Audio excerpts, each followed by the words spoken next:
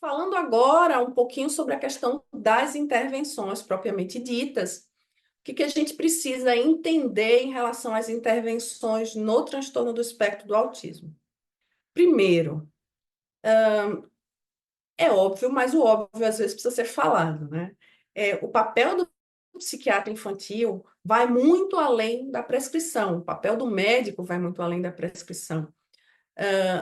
Principalmente por quê? Porque dentro do transtorno do espectro do autismo, a gente tem que ter uma visão integrada, a gente tem que pensar na psicoeducação, a gente tem que pensar nos cuidados parentais, a gente tem que pensar na equipe multiprofissional, a gente tem que ter uma comunicação eficaz. Se você não gosta de trabalhar em equipe, não trabalhe com TEA, não trabalhe com psiquiatria da infância e adolescência. A gente tem que fazer uma monitorização desse tratamento, tem que escolher, estabelecer critérios para fazer a seleção das intervenções terapêuticas, pensar nas medicações e no manejo desses sintomas. Tem questões escolares e de suporte, a questões educacionais e de suporte escolar que precisam ser consideradas. As estratégias para o dia a dia, não só do indivíduo, mas também de toda a família, como melhorar essa qualidade de vida, como melhorar a funcionalidade e a adaptação. E quais são os principais recursos e apoio? Muitas vezes a gente precisa saber disso, do ponto de vista de legislação, do ponto de vista de associação. Por quê? Porque a gente viu, quando a gente conversou sobre estresse parental, que a rede de apoio é um dos melhores fatores quando a gente pensa em prognóstico. Então, para o médico que está atendendo se apropriar dessa informação, conhecer os recursos e conhecer as formas de apoio a essa família, é fundamental para o plano de intervenção. A gente precisa entender o que é que os pais esperam, o que é que a equipe pode oferecer e o que é que aquele indivíduo realmente precisa. E a partir daí pensar num plano de intervenção. Porque se cada um de nós, dentro de uma equipe multiprofissional, ficarmos unicamente dentro da nossa área de atuação, sem comunicar o outro, sem estabelecer essa troca, sem criar a ideia da equipe, a gente não vai conseguir ver o indivíduo como um todo. A gente vai ver um menino que não fala, mas a gente não entende que muitas vezes ele não fala porque ele tem uma característica do ponto de vista anatômico ou de alteração otorrinolaringológica, ou o menino que é agressivo, mas ele é agressivo porque na verdade ele tem distensão abdominal. E ele tem distensão abdominal porque na verdade ele tem uma alteração sensorial que faz com que ele engula ar. Então, a gente não vai conseguir juntar essas informações para pensar na melhor maneira de atingir nosso objetivo. E o objetivo dentro de um plano de intervenção é sempre garantir a maior autonomia e a maior independência possível para aquele indivíduo. Então, falando de intervenções não farmacológicas, que são os pontos principais quando a gente pensa no TEA, a gente tem entre as intervenções não farmacológicas, principalmente as intervenções comportamentais, que é o que trazem para a gente um maior número de evidências, evidências mais robustas. Não existe um tempo correto, 40 horas semanais, 20 horas semanais, 10 horas semanais, a gente não tem uma receita de bolo. É para aquele indivíduo, naquele momento, naquela fase do neurodesenvolvimento, com aquela demanda. Às vezes a gente faz uma intervenção precoce, por exemplo, ou a gente faz um treino de tentativa discreta numa determinada fase, mas numa outra fase, por exemplo, a gente vai utilizar o treino cognitivo-comportamental, o treino de habilidades sociais. Para intervenção precoce, por exemplo, a gente pode usar o Denver, que tem um cunho mais comportamental, desenvolvimentista, naturalista, ou mesmo quando a gente pensa em questões mais ligadas à escola, o teacher, fazendo a estruturação do ambiente. Em outros casos, a gente precisa de algo um pouco mais formal, então a gente vai lá para a análise aplicada do comportamento, da intervenção comportamental, que termina sendo a base para boa parte dessas intervenções. Então, o tipo de intervenção vai depender do que eu quero tratar, de qual é a idade daquela criança, de qual é a demanda naquele momento, entendendo que algumas dessas escolhas têm mais ou menos evidência, e o que a gente ainda tem realmente de mais robusto, de mais indicado, são todas as técnicas derivadas da teoria comportamental.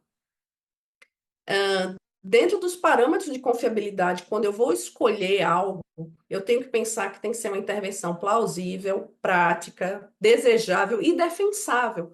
Não adianta eu escolher algo que eu não posso defender. Algo, por exemplo, que eu não tenha resultados nos quais eu possa me basear, uma forma de registro para que eu possa comparar.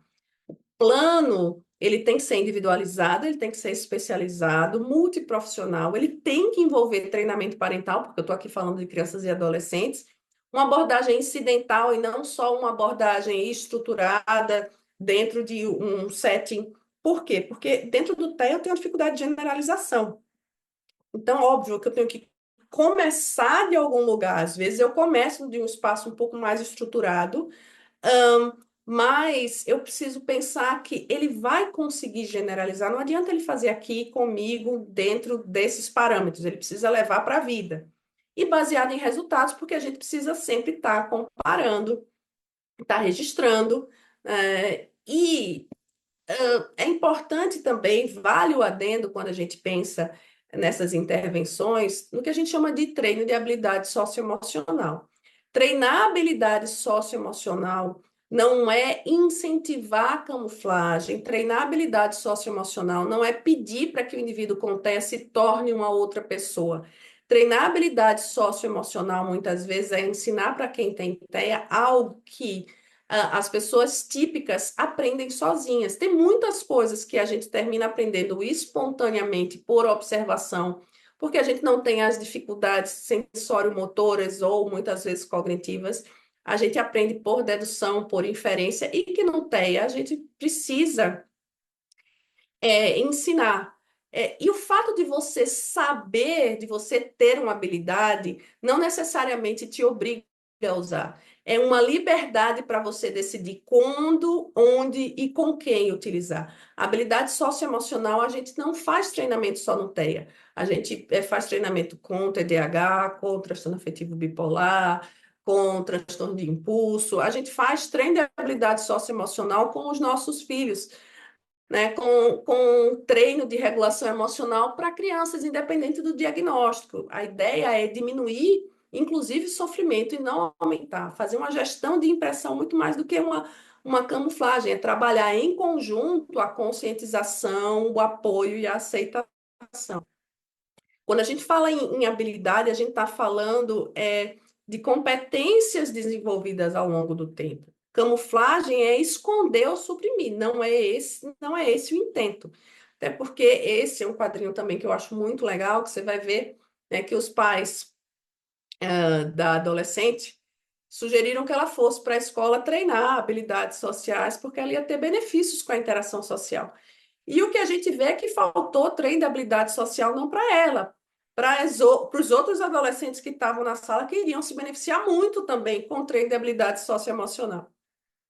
Além da intervenção não farmacológica, dentro do TEA, a gente pode pensar na prescrição médica, mas qual é a grande questão quando a gente pensa na prescrição médica?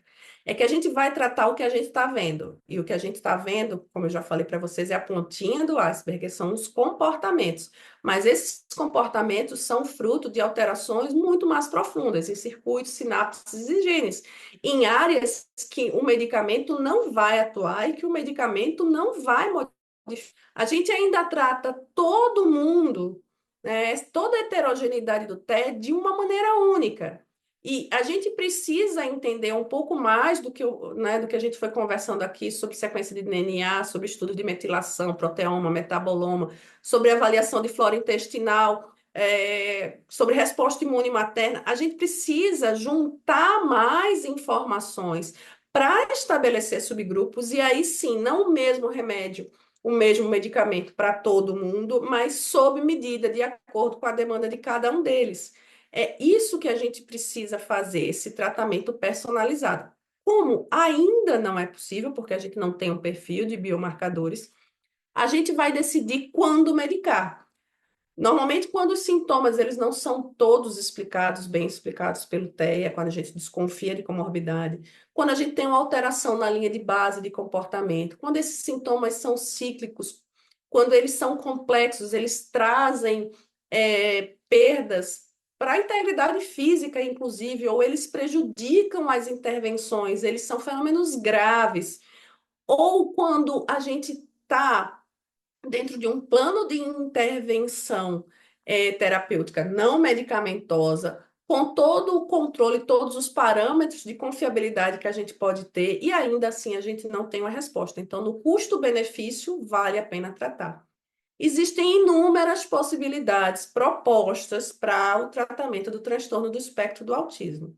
Antipsicóticos, mesmo os chamados off-label, aqueles que não são reconhecidamente viáveis em relação à segurança e eficácia para transtorno do espectro do autismo, mas parecem oferecer alguma resposta em determinadas situações, medicamentos relacionados ao TDAH e às outras comorbidades, e aí a gente está tratando muito mais as comorbidades do que o TEA, medicamentos como anticolinestease, N-metil-D-aspartato, antiparkinsoniano, neurohormônios, N-acetilcisteína, reguladores de atividade glutamatérgica, melatonina. Existem várias possibilidades terapêuticas, mas na prática a gente tem que se basear no que a gente tem de evidência. E é claro que situações extremas às vezes pedem medidas extremas.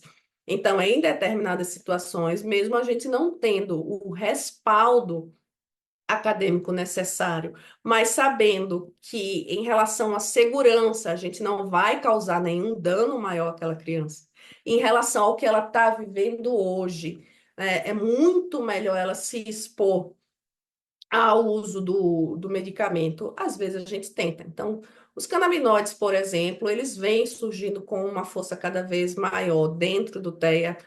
No o uso do canabinoide dentro da medicina de anos, né? Mas quando a gente pensa no TEA, apesar de se ter cada vez mais trabalhos sobre os canabinoides, quando a gente vai avaliar a qualidade desse trabalho, a gente percebe que a gente tem uma lacuna muito grande. Esse é um trabalho de 2021, que ele foi feito com 150 participantes graves, de 5 a 21 anos, onde foi utilizado não só o canabidiol puro, mas também o extrato, né, da planta, e foram avaliados não só as questões ligadas ao TEA, mas também a funcionalidade como um Vylant. E o que se percebeu foi uma melhora na escala clínica global, inclusive não só com o canabidiol puro, mas com o extrato da planta. Mas foi difícil isolar outras intervenções, avaliar se a gente estava tratando comorbidade, estabelecer a dose padrão, avaliar a médio e longo prazo os efeitos adversos. Então, há evidências que esses compostos são bem tolerados, mas as evidências se essas intervenções são seguras, se elas têm uma resposta, elas são insuficientes. Esse é um outro artigo que também avalia os canabinoides quando a gente pensa no transtorno do espectro do autismo. E ele mostra que o autismo é a segunda maior causa, a segunda maior condição para prescrição, atrás só da epilepsia, que os efeitos são potencialmente promissores em várias áreas, o que justificaria o uso, que daria embasamento para o uso do mecanismo neuroquímico, que o CBD ele pode alterar os níveis de glutamato, glutamina e GABA, que são substâncias envolvidas na regulação da neurotransmissão excitatória e inibitória, e como a gente viu na parte de neurobiologia, a gente tem alterações de conectividade no TEA com o cérebro hiperexcitado. Mas o que chama atenção? 425 estudos foram selecionados. Quando foi feito a triagem pelos critérios de inclusão para que o estudo fosse considerado adequado para ser avaliado, a gente teve, ao final, 9 estudos. E desses 9 estudos, o que é que chama atenção é que a conclusão é que a gente precisa de mais estudos, ensaios clínicos randomizados e estudos longitudinais.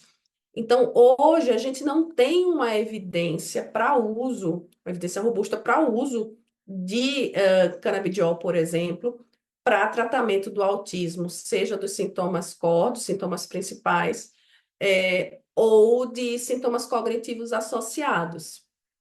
Oficialmente, o que que eu tenho de prescrição medicamentosa que seja autorizada pelo FDA para tratamento de transtorno do espectro do autismo? A risperidona e o aripiprazol. Lembrando que eles são liberados para tratamento de irritabilidade no TEA, não dos sintomas principais do TEA. A risperidona a partir de 5, o aripiprazol a partir de 6 anos. Eles podem ser tomados com ou sem medicamento. Enquanto a risperidona é um antagonista dopaminérgico D2 e um antagonista serotoninérgico do 5-HT2, o aripiprazol ele tem uma função de agonista parcial de D2, de agonista serotoninérgico do 5-HT1A e um antagonista serotoninérgico do 5-HT2A. Eles têm meia-vidas diferentes. A risperidona tem uma meia-vida de 24 horas, o aripiprazol de 75. É super importante a gente estar atento às questões de interação medicamentosa, principalmente porque, como eu falei para vocês, no TEA a comorbidade é regra. E como é que a gente trata a comorbidade no TEA? A gente trata como a gente trata o diagnóstico fora do TEA, com dois cuidados principais. A gente avaliar doses sempre menores, porque parece haver uma hipersensibilidade ao medicamento. Lembrar que boa parte dos pacientes são polimedicados e tem uma interação medicamentosa. E se a gente realmente está tratando comorbidade ou sintoma, se eu estou tratando um transtorno obsessivo compulsivo, eu vou ter uma determinada resposta. Se eu estou tratando um comportamento repetitivo dentro do TEA, a minha resposta vai ser completamente diferente. E isso é exatamente o que eu estava falando para vocês, né? Apesar da gente ter dois medicamentos que são oficialmente liberados, quando a gente vai ver a quantidade de substâncias que são utilizadas dentro do transtorno do espectro do autismo para tratar, ainda que sejam sintomas específicos ou comorbidades, a gente tem uma utilização de polifarmácia, de uma terapia combinada, na maior parte dos casos que requerem tratamento medicamentoso. E o risco de efeitos adversos, de potencialização desses efeitos adversos é enorme. Então, dentro do TEA, a máxima é: a gente não tem medicamentos para o TEA. A intervenção para o TEA é não medicamentosa. A gente trata quando aquele sintoma é disfuncional, causa perdas, é grave, é intenso em termos de integridade física e quando no custo-benefício vale a pena. A gente tem dois medicamentos que são liberados para irritabilidade, a gente tem os outros que normalmente são os medicamentos que a gente usa para diagnósticos como TDAH, para diagnóstico como ansiedade, por exemplo, sabendo que existe uma maior suscetibilidade a sintomas adversos, doses pequenas, tituladas aos poucos.